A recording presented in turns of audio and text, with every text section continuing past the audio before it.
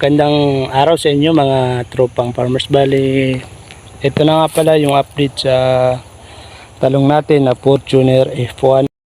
So ang napansin ko lang sa Fortuner mga tropang farmers, so ito ang lalapad ng dahon. So ito na siya. Ayan. Malalaki na. So ang talong natin na ito ay ano na, isang buwan pagkalipat tanim. So ayan, madamo na rin dito sa pagitan ng plastic mulch, pero dadamuhan natin yan. Ayan. So ang ginawa natin dito mga tropang farmers, kasi ito maraming ano to maraming mga sanga-sanga, side shoot kung tawagin.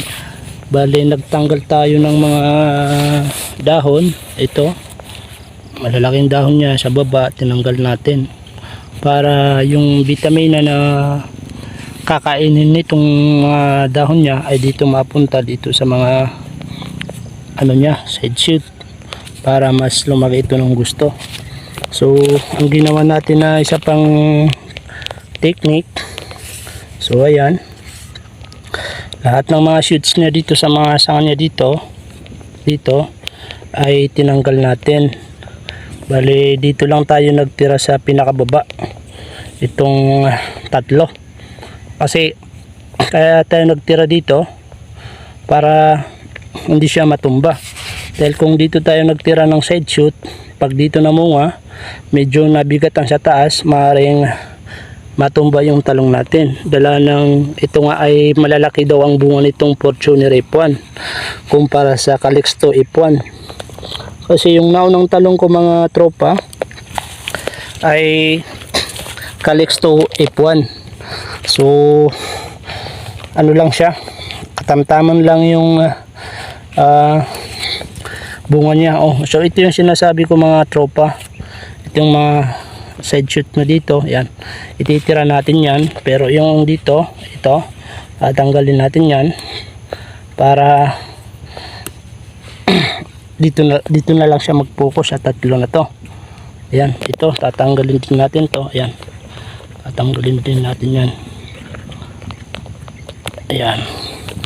So ito yung ano, may maraming sanga. Bali ang branches niya, magtatanggal muna tayo ng dahon dito. Ayan. Dali ito, isa, dalawa, tatlo, apat, dito lima, din sa Y, anim, pito. Problema nga lang, inatake ng shoot borer yung pinakatalbos niya. So nakikita nyo naman ito, may tae ng ano, shoot borer. So ito, pag hindi natin naagapan to mga tropang farmers, ay ito talaga yung number 1 na sisira sa talong natin. So ayan, pinutol ko na kasi nga may ano yan, may uod yan. So sayang, di ba? So kailangan na natin mag-spray ng para sa shoot borer. So kita nyo naman, napakaganda ng talbos niya, kaso nga lang tinamaan ng shoot borer. So po, pag hindi natin naagapan yan, ay wala, magiging useless lang yung tanim natin, wala tayong aanihin. Bale ito yung ano, hindi pinagkasyaan ng plastic mulch, pero nagtanim pa rin tayo. Yan. Ang ginawa natin dito, tulin pa rin. Tapos dito ang space, ayan, tulin pa rin. Pero kita nyo naman, ang ganda ng tubo.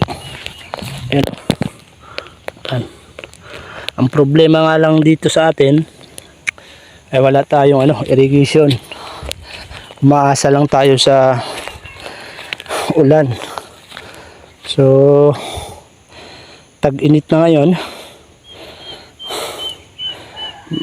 yun siguro yung magiging problema natin. Pero sana naman umulan Nang sa gayon ay makainom naman itong talong natin ng tubig.